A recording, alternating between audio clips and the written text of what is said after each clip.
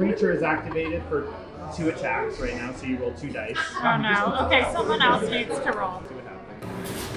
Top 3 words describe the tabletop gaming community. I would say obviously nerdy. That's kind of goes without saying it. Open and generally just kind of creative. A year or so back, a couple friends of mine, we were at Valhalla's Gate, which is just over by the mall, and we ran into a teenage kid there. He was just getting into the game, and it was his birthday, and he had some birthday money, and he wanted to come in and get some D&D books. Unfortunately, he didn't have enough because they are pretty expensive.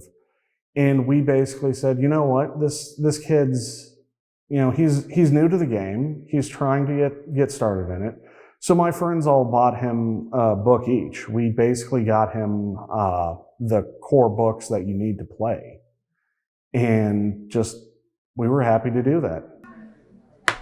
The first one will attempt to attack you. 14 will miss. That's a miss, and that is a nat 20.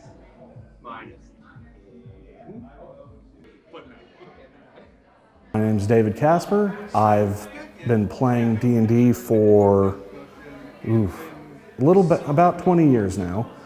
Started with D&D 3.5, played a little bit of D&D 4, currently playing D&D 5th edition, Pathfinder, and a bunch of others. The current group that I'm playing with now, that really kind of started around 2014, give or take, so about 10 years. It's just the fun you can have. And that goes session to session. Like we were playing a session years ago where our player was, I can't even remember what he was trying to do, but he had to roll for it, and the sequence of what he was trying to do, he managed to roll 3 natural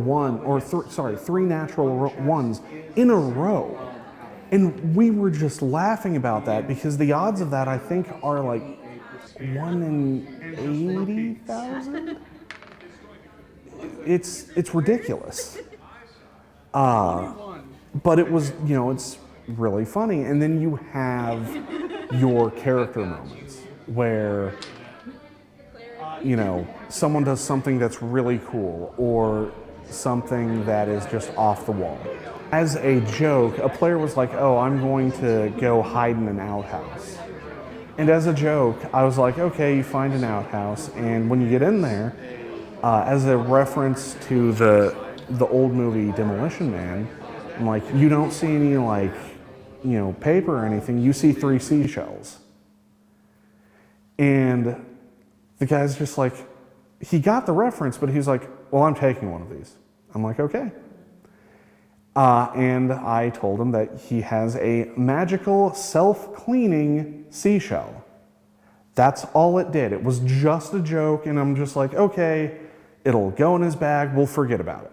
Well, a few months later, we're in a fight with a monster called an Otyugh, I think is how it's pronounced.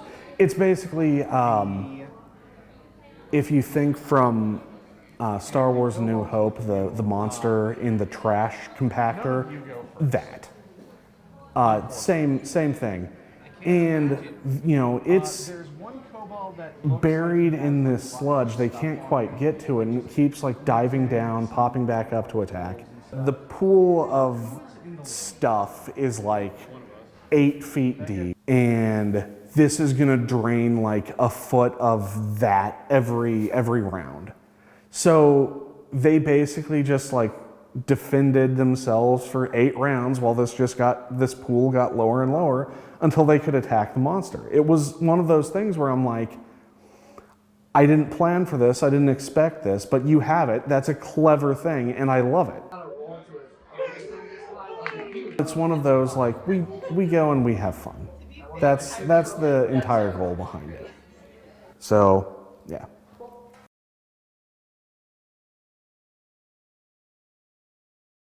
Take this, you scaly little bastards.